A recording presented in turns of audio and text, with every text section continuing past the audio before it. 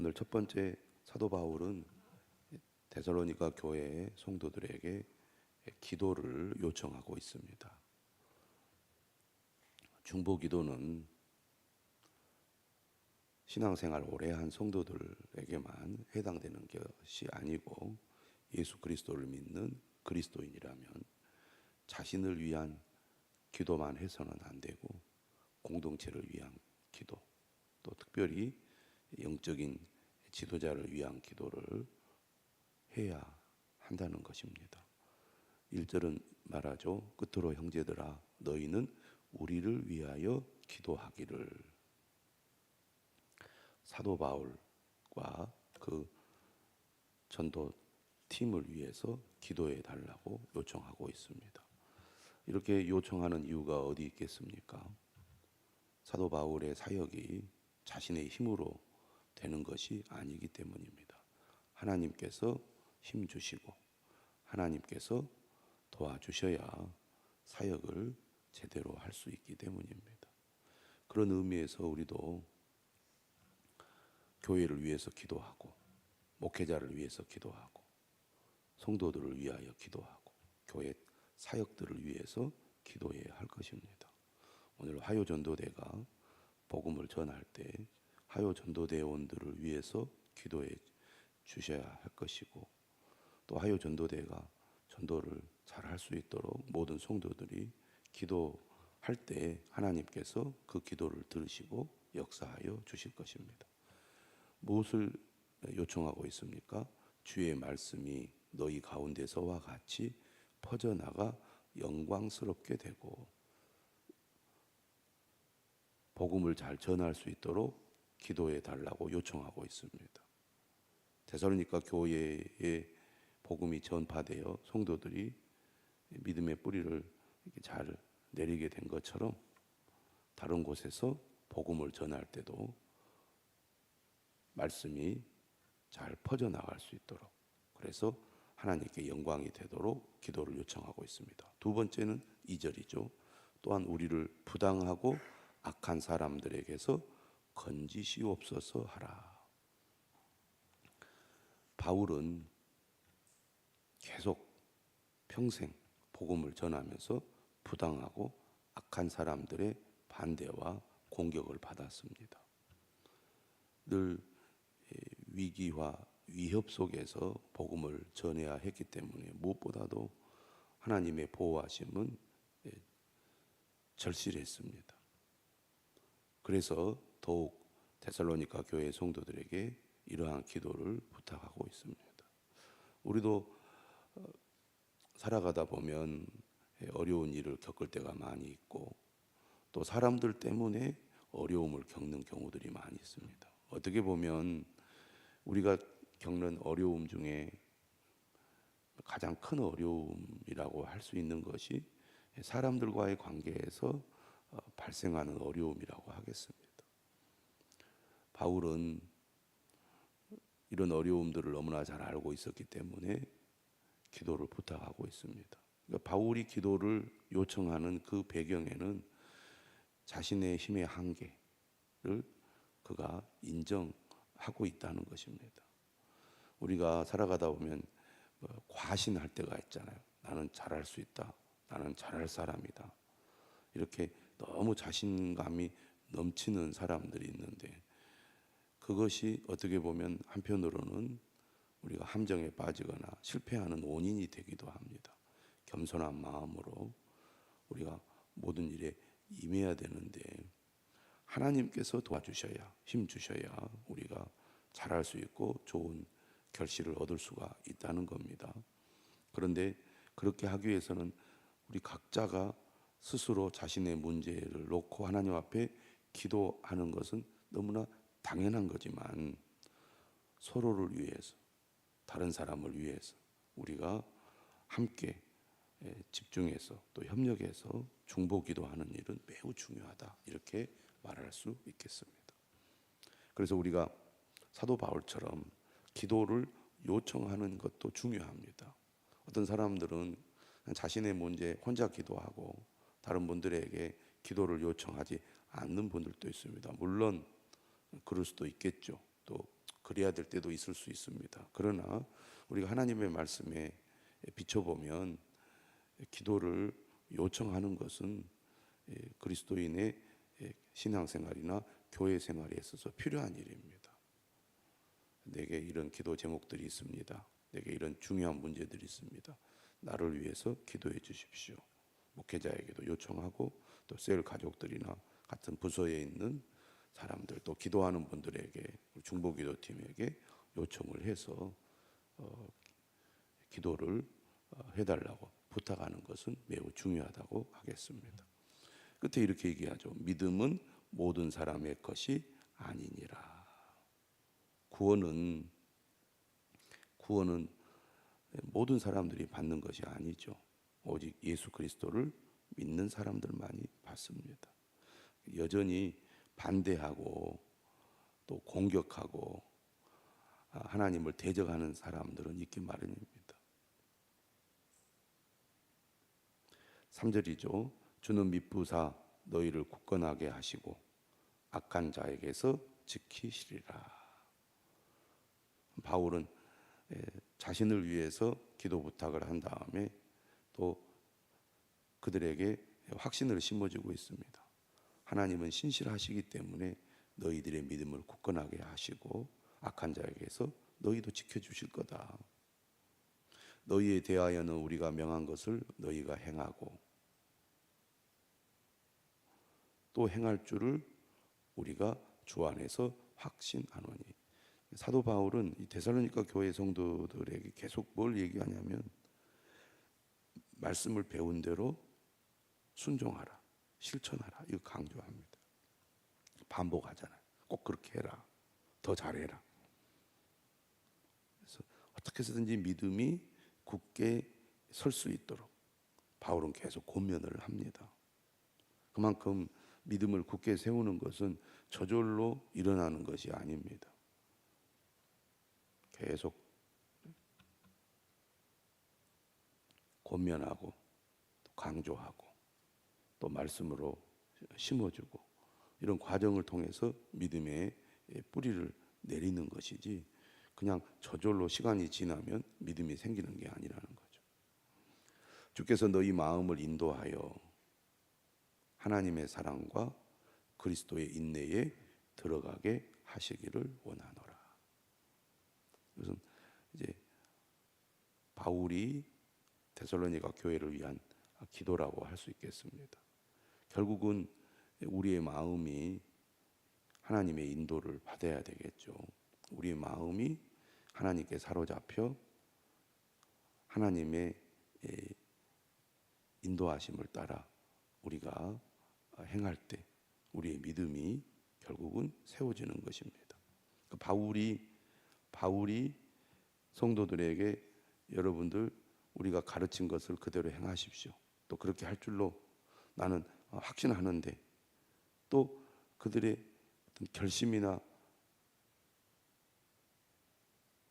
그들의 노력만으로는 한계가 있어요. 그래서 5절에 그렇게 얘기하는 겁니다. 하나님께서 너희 마음을 인도해 주셔서 너희들이 하나님의 사랑을 받고 그 사랑을 실천하고 또 그리스도가 인내하셨듯이 너희들도 인내하는 가운데 믿음을 지키고 말씀을 따라 살아가기를 원한다라고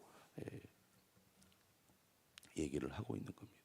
그러니까 우리가 결심하는 것도 중요하지만 하나님이 우리에게 은혜를 주시고 도와주셔야 되는 겁니다. 그래서 우리가 기도하는 거죠. 그러니까 기도와 삶은 서로 연결되어 있고 연결되어 있어야 한다는 거죠. 기도는 열심히 하는데 그 기도하면서 결단한 것을 우리가 실천으로 옮기지 않으면, 다시 말하면 하나님의 말씀에 순종하는 이 단계로 나아가지 않으면 신앙의 성장은 없다고 봐야 됩니다. 어떤 사람은 기도는 열심히 하는데 삶은 따라주지 않아요. 그런데 반대로 어떤 사람은 행동은 잘하는데 기도를 하지 않아요. 그 행동이 지속되기 어렵고 열매를 맺기가 어렵습니다. 둘 다 마찬가지인 거죠. 그래서 우리가 열심히 말씀을 듣고 순종해야 되지만 우리의 힘으로 한계가 있으니까 하나님 도와달라고 간구해야 됩니다. 능력을 달라고 기도해야 되는 거죠. 우리가 말씀대로 믿음을 실천할 때 반드시 어려움이 있잖아요. 그 어려움을 이겨내기 위해서는 인내가 필요합니다. 주님이 참고 인내하신 것처럼 우리도 인내해야 어려움을 이겨내서 결국은 결실을 맺는 거죠. 6절은 또 특별한 얘기를 합니다. 사도 바울이 데살로니가전서 5장 14절에서 모든 사람들에게 권면하는 내용이 나오는데요. 마지막 부분이거든요. 5장이 14절에 이렇게 말합니다. 게으른 자들을 권계하며, 이런 말이 나옵니다. 게으른 자들. 그러니까 데살로니가 교회 성도들 가운데, 아니면 이 데살로니가 교회 지역에 당시에 남자들이 게으른 사람들이 좀 있었던 것 같아요. 어떤 문화일 수도 있고 뭐 그렇습니다. 그래서 오늘도 상당히 강조를 해요. 이렇게 해야죠. 형제들아, 우리 주 예수 그리스도의 이름으로 너희를 명하노니. 강조하는 거잖아요. 주님의 명령이다. 이것은 게으르게 행하고 우리에게서 받은 전통대로 행하지 아니하는 모든 형제에게서 떠나라. 그런데 여기 보면 뭐라고 말하느냐면 우리에게서 받은 전통대로 행하지 아니하는 모든 형제에게서 떠나라. 그러니까 게으르게 행하는 사람들에게서 떠나라. 또 하나님 우리가 가르친 말씀대로 순종하지 않은 사람들에게서 떠나라. 이렇게 말합니다. 떠나라. 그런 사람들을 멀리하라, 그런 얘기죠. 사람은 물들게 되어 있기 때문에 좋은 신앙의 본을 우리가 보여야 할 뿐만 아니라 좋은 신앙의 본을 보이는 사람들과 가까이 할 때 우리의 신앙도 건강하게 성장을 한다는 얘기죠.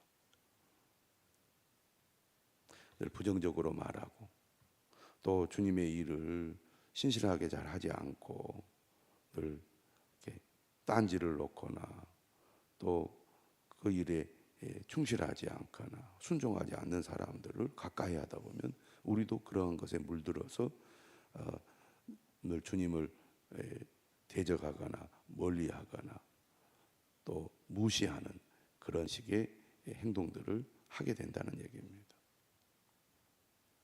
7절은 이렇게 얘기하죠. 어떻게 우리를 본받아야 할지를 너희가 스스로 아나니 우리가 너희 가운데서 무질서하게 행하지 아니하며. 그러니까 바울은 말로만 가르치지 않고 삶으로 본을 보였습니다. 그것이 매우 중요하죠. 삶으로 본을 보이면서 지도할 때 훨씬 더 효과적이라는 얘기입니다. 그러니까 우리가 신앙생활을 할 때 다른 사람들을 돕고 믿음으로 세우기 위해서는 이렇게 하는 것이 하나님의 뜻입니다라고 알려주는 것만 있어서는 안 되고 우리가 그렇게 실천을 통하여 본을 보여야 된다는 겁니다. 그래서 교회의 직분자들, 리더들이 신앙의 본을 잘 보여야 성도들이 보고 배우고 따르게 되는 겁니다. 그러니까 좋은 교회는 교회의 중심적인 일꾼들이, 성도들이 좋은 본을 보이는 거죠. 그러니까 교회가 좋은 모습을 가진 성도들이 많아지는 겁니다. 근데 그런 본을 보이는 성도들이 없으면 전체가 다 제대로 못하는 거죠. 학교로 얘기하면 교회가 초등학생들만 가득한 교회가 있고요. 교회 안에 초등학생도 있고 중학생도 있고 고등학생도 있고 대학생도 있고 대학원생도 있는 그런 교회가 있습니다. 그런데 교회의 이 핵심 일꾼들이 초등학생 수준밖에 안 되면 교회를 새로 나온 사람들이나 초신자들도 다 그 정도 수준에서만 보고 배워가지고 그 정도밖에 못하게 되는 거예요. 그런데 좋은 교회들을 가보면 훌륭한 인격과 신앙과 본을 보이는 사람들이 있어서 그것을 잘 따르는 성도들이 있다는 얘기입니다. 그렇기 때문에 우리가 신앙이 성장하고 성숙해져서 사람들에게 좋은 본을 보이는 것이 매우 중요하다고 하겠습니다. 오늘 7절에 보면은 뭐라고 얘기하냐면 무질서하게 행하지 않았다. 교회는 공동체이기 때문에 반드시 질서가 있어야 된다는 거죠. 제멋대로 자기 하고 싶은 대로 그렇게 해서는 안 된다는 얘기입니다. 더 나아가 8절에 보면 누구에게서든지 음식을 값없이 먹지 않고 오직 수고하고 애써 주야로 일함은 너희 아무에게도 폐를 끼치지 아니하려 함이니. 이제 가난한 시대나 직업이 충분하지 않은 시대일수록 사람들이 일을 하지 않고 남에게 이렇게 도움을 받아서 대충 그냥 이렇게 행동하는 그런 사람들이 많이 있는 것 같습니다.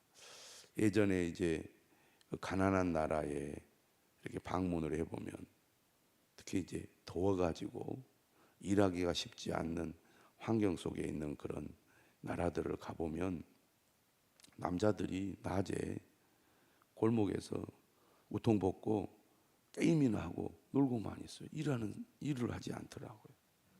그러니까 일자리가 없어서 그러기도 하겠지만 우리나라 사람들처럼 부지런한 사람들의 눈에 보면 왜 저 사람들 일도 않고 맨날 놀기만 하고 잠만 잘까? 그런 광경들을 본 경험들이 있는데요. 데살로니가 교회 성도들 가운데 이렇게 일하지 않고 게으른 사람들, 한마디로 말하면 부지런하지 않고 책임감이 없는 사람들이 많이 있었던 것 같습니다. 그러니까 그리스도인들은 단순히 예수님을 열심히 믿고 예배 열심히 드리고 기도만 열심히 하는 것이 아니라 일상생활에서도 본을 보이고 그리고 바른 삶을 살아야 된다는 것입니다. 그러니까 우리가 성인이 되어서 가장이 되면 가장 기본적인 것이 경제적 책임을 지는 거잖아요. 가정의 경제적 책임을 지는 것. 그런데 과거에 보면 책임감이 없는 분들이 있어요. 특히 전라도 사람들은 여자분들이 부지런해가지고 남자들이 그냥 일도 하지 않고 빈둥대면 성질 급한 전라도 여성들은 본인들이 나가서 일해버립니다. 남자들은 계속 일도 않고 그냥 그런 경우들이 있는 거죠. 근데 그런 사람이 돼서는 안 된다는 게 오늘 본문의 내용입니다. 그리스도인이라면 부지런하게, 성실하게, 책임감을 가지고 일을 해야 된다는 거죠. 또 교회 안에서 우리가 공동체의 구성원으로서 성실하게 일을 하고 책임감을 가지고 교회 생활을 해야 된다는 얘기죠. 9절에 이렇게 말합니다. 우리에게 권리가 없는 것이 아니요 오직 스스로 너희에게 본을 보여 우리를 본받게 하려 함이니라. 그러니까 이 부분을 보면 사도 바울은 단순히 데살로니가 교회 성도들이 아직 신앙이 어리기 때문에 그들에게 재정적 부담을 주지 않기 위해서 자비량으로 일한 것만은 아닌 것 같아요. 게으르게 일하지 않고 놀기만 하는 그리스도인들에게 본을 보이기 위해서 사도 바울과 그 일행들이 우리도 이렇게 열심히 노동을 한다. 먹고 살기 위해서. 그러니 예수님을 믿는 그리스도인이라면 성실하게 책임감을 가지고 일을 해야 된다. 그것을 강조하는 것 같습니다. 그래서 오늘 본문에 바울이 세게 얘기를 해요. 뭐라고 얘기합니까? 우리가 너희와 함께 있을 때에도 너희에게 명하기를 누구든지 일하기 싫어하거든 먹지도 말게 하라 하였더니 일하기 싫으면 먹지도 말아라. 바울이 데살로니가 교회에서 복음을 전할 때도 얘기했다는 거예요. 문제는 뭐냐? 바울이 그렇게 강조했음에도 불구하고 그 사람의 그 사고 방식이나 습관이 잘 안 고쳐진다는 얘기입니다. 그래서 바울이 11절에 얘기하죠. 우리가 들은즉 너희 가운데 게으르게 행하여 도무지 일하지 아니하고 이를 만들기만 하는 자들이 있다 하니, 이런 자들에게 우리가 명하고 주 예수 그리스도 안에서 권하기를 조용히 일하여 자기 양식을 먹으라 하노라. 그리스도인들은 교회 생활, 신앙 생활만 열심히 해서는 안 되고, 신앙 생활, 교회 생활을 열심히 하는 성도일수록 더욱 일상 생활 속에서 책임감을 가지고 성실하게 일을 해야 된다. 이것이 오늘 본문의 중요한 가르침이라고 하겠습니다.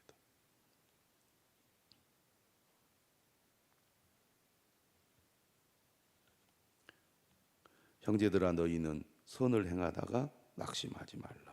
바울이 여러 곳에서 이런 말을 합니다. 우리가 믿음의 삶을 살고 주의 일을 하다 보면 열매가 없고 결실이 없을 때 낙심하게 되죠. 변화가 일어나지 않을 때. 그러나 우리가 끝까지 선을 행하여야 할 줄로 믿습니다. 누가 이 편지에 한 우리 말을 순종하지 아니하거든 그 사람을 지목하여 사귀지 말고 그로 하여금 부끄럽게 하라. 하나님의 말씀에 순종하는 것은 신앙생활에서 매우 중요합니다. 그래서 믿음과 순종은 동전의 양면과 같고, 신앙이 성장한다는 것은 순종하는 사람이 된다는 것입니다. 그러니까 순종의 여부가 신앙의 성장의 여부라고 할 수 있겠습니다. 그런데 그냥 내 뜻대로, 내 고집대로 하려는 사람이 있어요. 그건 신앙이 어린 것입니다. 진짜 하나님의 은혜를 알고 말씀을 알면 사람이 겸손해지게 하나님의 말씀에 순종하게 되죠. 근데 중요한 것은 이 순종이, 나는 하나님의 말씀에는 순종하지만 교회에는 순종 안 할 겁니다. 이것은 잘못된 생각입니다. 하나님께서는 교회를 통해서 우리에게 말씀하시고 교회를 통해서 우리에게 직분과 사명을 주시잖아요. 그래서 교회를 통해서 우리가 말씀을 배우고 교회를 통해서 직분과 사명을 받을 때 이건 사람이 우리에게 말한 것이다.